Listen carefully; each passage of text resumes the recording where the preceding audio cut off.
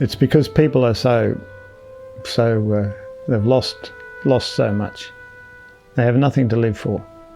For a person to sniff petrol, you got to be at the bottom. I don't know if anybody's ever sniffed petrol, but I tell you what, as a mechanic, I sniffed enough petrol to know it's a disgusting thing. And if the only joy you can get in life is sniffing petrol, that means you've hit the bottom. You've hit real rock bottom. And that should say it all. Where did petrol sniffing though start from? It's when Australian and American servicemen at Milingimbi in Central Arnhem Land during the Second World War, they hit rock bottom, because Milingimbi is about the sandfly paradise of the world, I think. And they had sandflies, and they were in the tropics, they were hot and they were sweating, they were living in probably pretty terrible conditions just under tents or whatever on Milingimbi.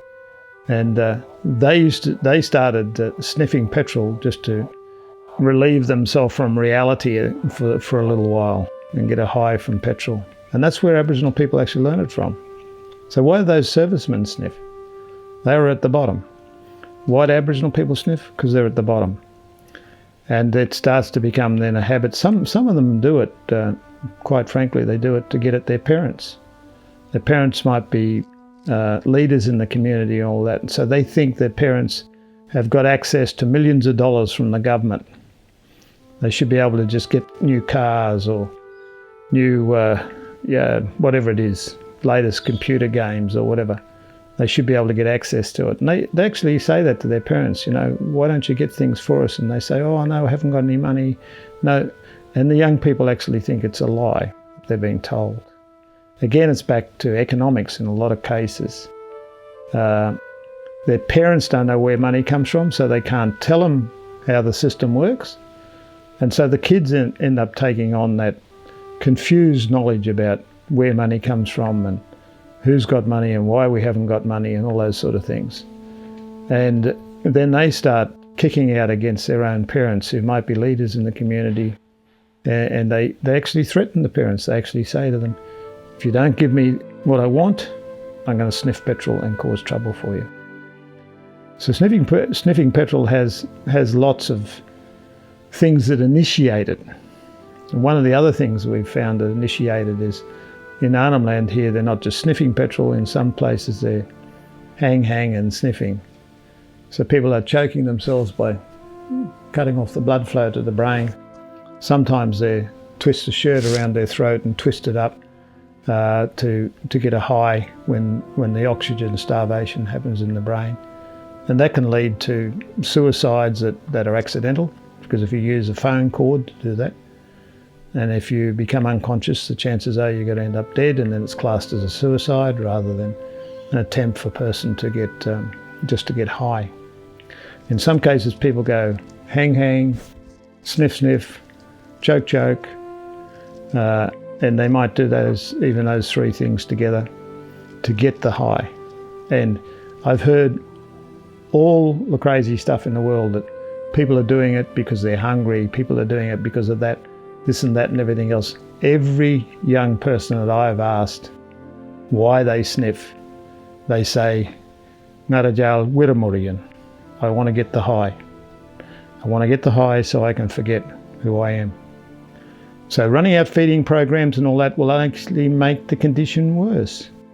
Again, what we need is community workers in there that work with those young people, work with their parents, start to explain things or try to explain things like oxygen starvation and how that'll affect the brain, the dangers of sniffing, because most adult Aboriginal people have no knowledge of oxygen starvation and what it can do to the brain. And so we have some people now in our communities walking around like trees. They've got no brain left. They've still got the motor function of walking, they talk to themselves, but the people just say, they're like trees, the way they walk around, talk to themselves, they don't communicate with you. They still eat food, they still do all the things that human beings do, but they don't think anymore. And of course they die fairly young. When you start to do education about oxygen starvation, then people then start to get the information that's needed. Now I remember when I was going to school, and we had this after one holiday, this kid came back with this way to give us this high, using one of these methods to get a high. That practice in that on that playground existed for 2 days before it was picked up by one of the teachers.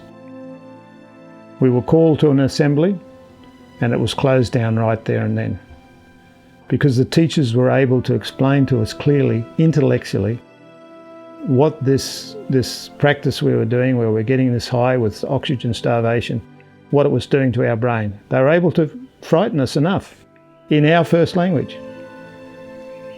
The appalling part about all this is doesn't matter how much money is spent on VAS programs. We're even employing people now on VAS programs, but what we don't do is give people the information that's necessary in their own language, where they can understand what oxygen starvation, or what the particular substance being used, how it will poison the person, or whatever the conditions it'll create. That's what people need access to. The whole population needs access to it, and that can be created through modern media these days in the people's own language. Then we will see some of these things start to turn around. Now, I've dealt with petrol sniffing in one community in 1982. We worked with the whole family, the whole community for a number of years, and the elders. There is still no petrol sniffing in that community today, when there's petrol sniffing in all the other communities around it.